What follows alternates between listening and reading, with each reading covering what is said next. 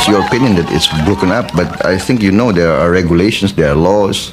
I think even in Western Europe, to have a demonstration, you need permission, 2 days notice to the police, and there's a route that's agreed upon. I mean, you cannot just make a demonstration right in the middle of the center of a traffic junction. That's what happened, I think, in the occasion you mentioned.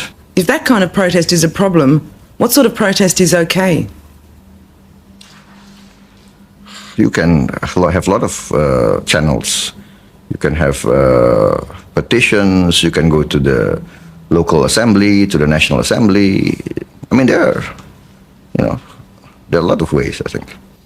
Many of these things are I think, dramatized, over-dramatized.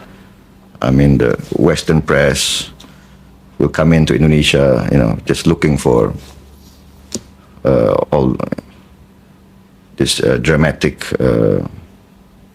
pictures of violence, etc. We are concerned, yes, definitely, but I think on the whole, for the condition we are in, for the serious crisis, I think many other countries face worse situations. The President also promoted his own son-in-law, General Prabowo Subianto. General Prabowo is now the commander of the largest and most powerful single unit in the armed forces. 37,000 soldiers are under his command.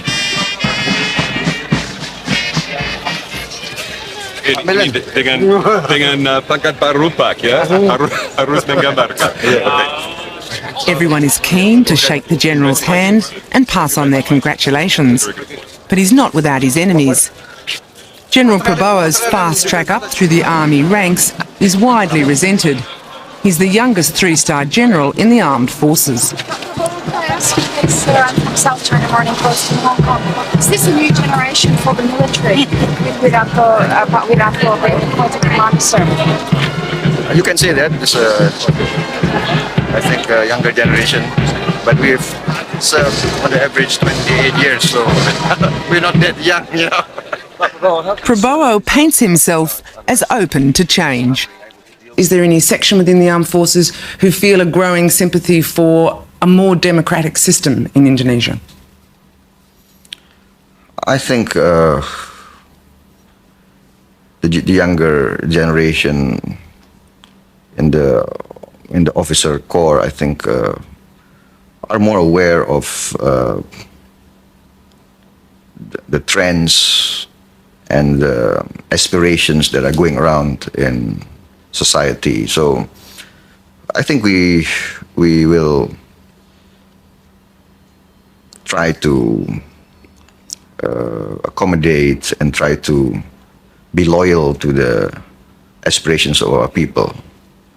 Yeah. And I think there is room for more improvement in a lot of our institution building. If the situation does get worse, seriously worse in this country though, is there a point at which it would be better to change leadership?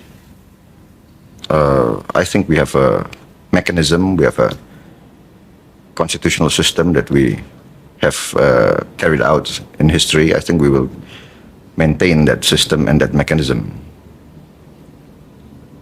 Do you think that a people's power movement is possible in Indonesia in the coming months? What I think is that, well, you've been in Indonesia, you see, I think majority of the people, I think, still believes in the government and in the armed forces, I think. So I don't see a mass uprising against the government, mass uprising against the armed forces. Will you shoot them? I mean, it's not a black and white situation that you paint. We carry out dialogue. We meet them face to face. We discuss with them. We try to talk things out. But if they remain unconvinced, if they defy you, we are 200 million people. If they defy you, though, we are 200 million people. Who are they? We are people's army. We will never go against our people.